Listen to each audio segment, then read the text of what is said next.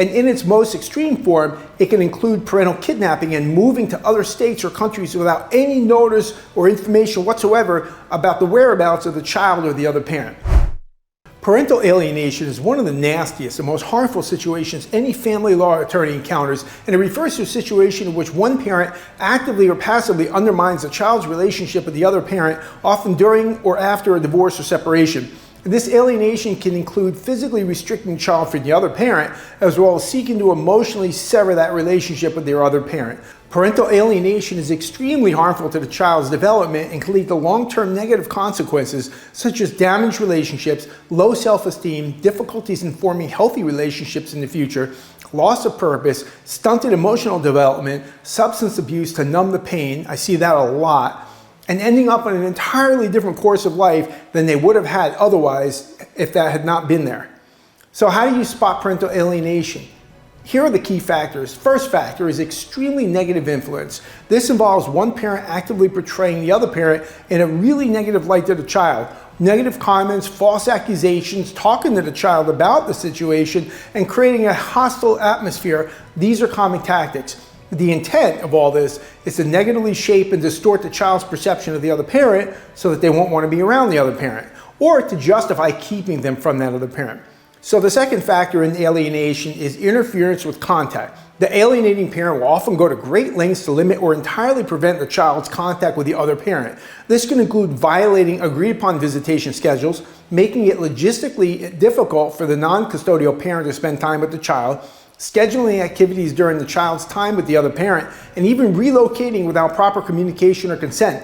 And in its most extreme form, it can include parental kidnapping and moving to other states or countries without any notice or information whatsoever about the whereabouts of the child or the other parent. The third warning sign in parental alienation includes creating false allegations. Fabricating accusations or abusive neglect is a particularly damaging form of parental alienation. False claims are often made to authorities or to the court with the aim of damaging the other parent's reputation and then subsequently restricting their access to the child. An example I've seen over and over, unfortunately, is false TPOs being filed. Those are temporary protective orders. And the children then get listed as protected parties, and so the parent is not allowed to be around the child until this all litigates its way through the system. Watch the other videos I've done on TPOs so that you know how to handle this if it happens to you. The fourth warning sign in parental alienation is emotional manipulation of the child. In this situation, the parent uses emotional manipulation to turn the child against the other parent. This may involve playing on the child's emotions, frequently using guilt, or even offering rewards to manipulate the child's feelings and perceptions. The alienating parent may try and create a sense of loyalty that leads the child to reject the other parent. Another form of this manipulation I've seen is to create an emotional dependency between the child and the alienating parent by that parent faking an illness or other condition, which then forms a caretaker dependency between the parent and the child, where the child feels like they can't be away from that alienating parent because the parent needs them there with them at all times. Really nasty stuff. The fifth warning sign of parental alienation is undermining authority. In this component of parental alienation, the alienating parent consistently undermines the other parent's authority. This can include questioning their decision-making abilities, portraying them as unreliable or untrustworthy, and generally diminishing their role in the child's life. Addressing parental alienation requires a multi-pronged approach. Legal intervention is likely necessary to enforce parental time and protect the child's relationship with both parents. Mental health professionals such as therapists or counselors are often called in to provide support to the child and the other parent to deal with the emotional impact of the alienation.